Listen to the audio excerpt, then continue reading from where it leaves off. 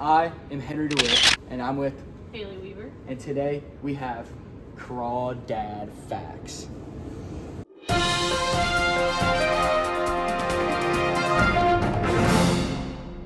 This crawdad has so many legs. We're looking at all these legs, and what we'll hit later is that this is a decapod. So they have 10 legs, but I'm seeing so many legs here. Decapod is referring to the walking legs. So we have 1, 2, 3, 4, and then these are included, even though these are also called chelipods, right? You might know them as claws. I know them as chelipods. There is so many feet.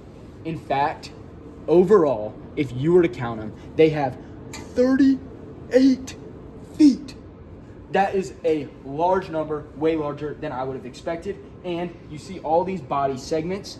Turns out they have 20 overall body segments. More facts about the legs, because we love crawdad legs. So these legs right here are called the maxillopods, and as I counted, those are not part of the 10 legs. These are actually how they grab food and shove it into their gullet, and we can see that mouth right there. This right here is the mandible, and that's the hole that they put that food in from the maxillopods to the mouth, to the intestine, out the anus. And then we have even more legs down here, and these are called swimmerets. Very, very interesting. They do not look like they do much, but that is just my opinion. Actually, the swimmerets have a pretty major function in females, especially. Wow.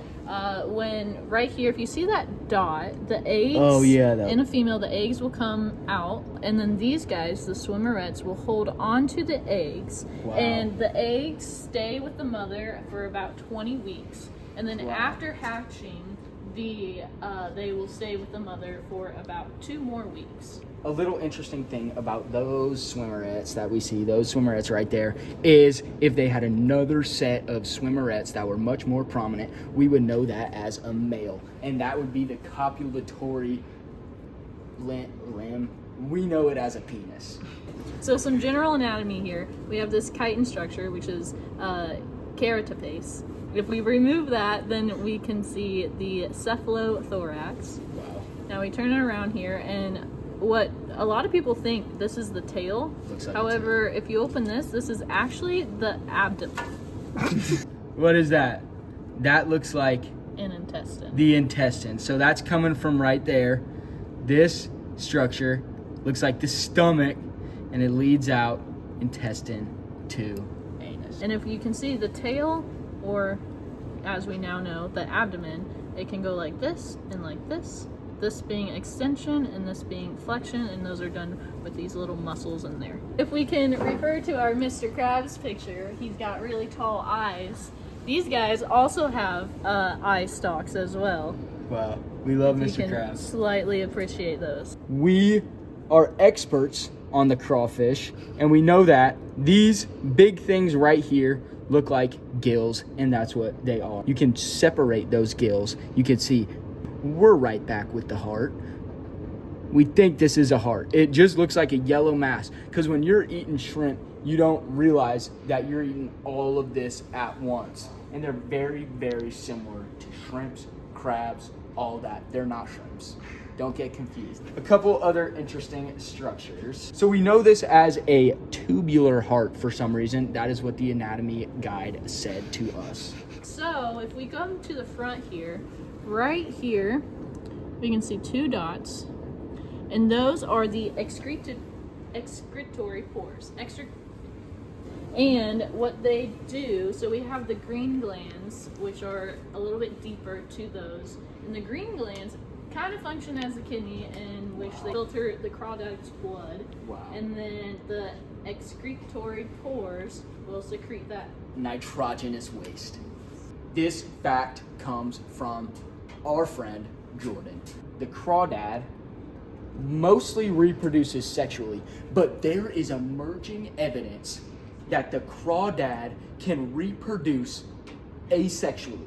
I forgot the word. There's a word. I'll throw it up right here. living a fast life with fast cars. Everywhere we go. Our lab group loves taxonomy. We think about kingdom, phylum, class, order. So kingdom, animal, kingdom. A lot of stuff is an animal. We know what an animal is. Almost everything that you could possibly think of is in the phylum Crawdad. Not this. This is in the phylum Arthropoda. What do we think of when we think of arthropods? Bugs. These are pretty much bugs. There are 4 major groups of arthropods. We got the Chelysurates, which includes scorpions, spiders, ticks. Then we got the Myriapoda, which includes millipedes, centipedes, other things. Then we got the extinct trilobites. You got fossils of those everywhere. And then you got the Pancrustacea, which is what we're rocking with. And in Pancrustacea, we got Hexapoda, which includes insects and other boring things that I'm not interested in, and the Malacostacea, which is what we're rocking with. And Malacostacea, right, has the order Decapodia. We've talked about the feet. We love the feet. We love crawfish feet. Decapodia includes crabs, lobsters, crayfish. You can further break that out, exclude the crabs, and then we get the infraorder Astacacida, which includes lobsters and crawdads. And that is what we're rocking with here, Astacacida, which is a crawdad.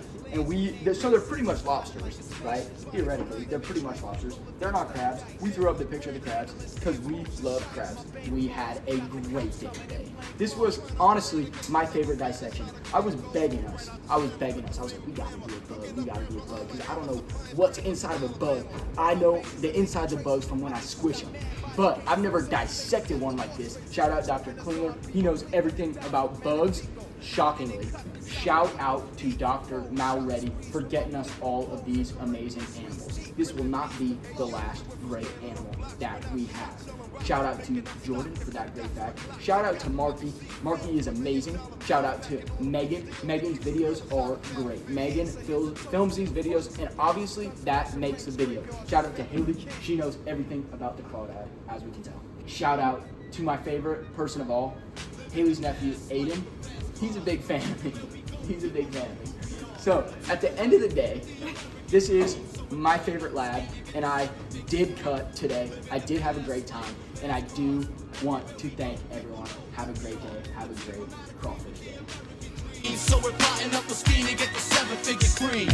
Brother, I got to make it happen.